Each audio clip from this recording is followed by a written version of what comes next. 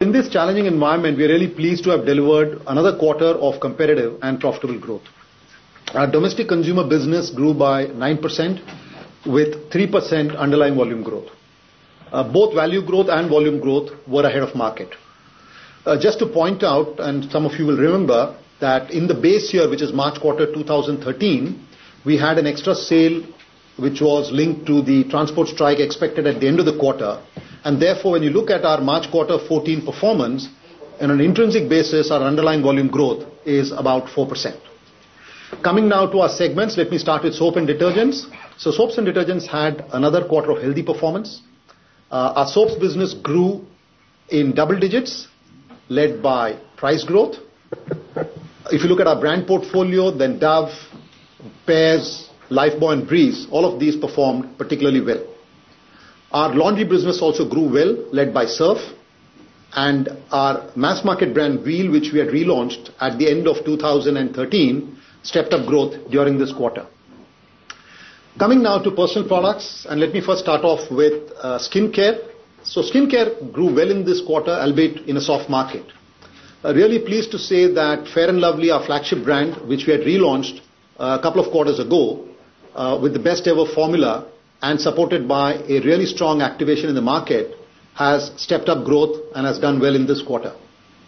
Our hair care business continued to motor well with volume-led double-digit growth, which has now been sustained for several quarters. Within this portfolio, Dove, Clinic Plus and Tresemme did particularly well. In oral care, we had a bit of mixed performance, with Close-Up growing, driven by a good activation program, but Pepsodent growth clearly impacted with the high level of promotional intensity in the market. Plans are underway to step up performance in this category going forward. And finally, as far as our color cosmetics business, which has had a great run now for several quarters, this was yet another quarter of very strong innovation-led double-digit growth, with both brands Lakmé and L18 doing well.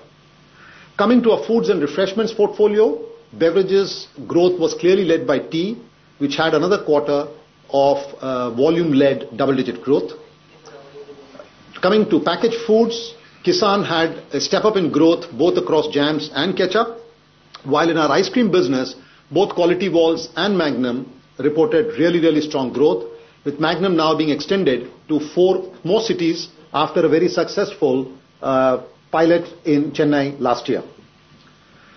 As always, the drivers of our growth remain our focus on innovation, really sharp execution in the marketplace, and some impactful activation. During this quarter, just to name a few innovations, we had the relaunch of our Rin powder. We had a set of innovations under our Lakmé master brand, new variants in our shampoo portfolio, both in Sunsilk as well as in Tresemme, a new variant of instant soup in our Knorr portfolio, and finally in our Pureit business, the launch of a really premium device which has the features of RO and UV combined into one device. At the same time, our focus and investments behind developing markets for the future continued, and we saw good results in terms of strong growth in hair conditioners, hand wash, fabric conditioners, as well as tea bags. Our investment behind brands continued to be at competitive levels, with an increase in advertising being offset by a lower level of promotional activities in this quarter. If you look at the P&L, our operating profit expanded 11% with an improvement in operating margins in this quarter of 30 basis points. Profit after tax and before exceptional items was up by 7%, while net profit was up 11%. So overall, if you look at this quarter, I think we would say it is yet another quarter of consistent, competitive and profitable growth. A few words now about our financial year, which also ended in March. For the full year, our domestic consumer business grew by about 9% with underlying volume growth of 4%. This is again well ahead of market, both in terms of value and volume. Operating margins expanded by 40 basis points. This is after a step up in advertising and promotional spend of nearly 400 crores versus the previous financial year. Net profit increased by 2%.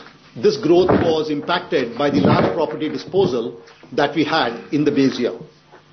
We also maintained our strong track record of generating cash, with cash generation from operations exceeding 5,000 crores in this quarter.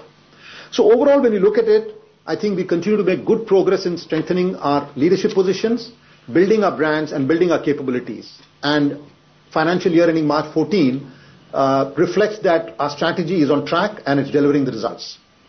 Earlier today, the board of directors have proposed a final dividend of rupees 7.50 per share, which of course will be subject to approval by the shareholders at the upcoming AGM. Together with the interim dividend already declared of 5.50 rupee, the total dividend for the current year would be rupees 13, which compares to a normal dividend of rupee 10.50 in the prior year.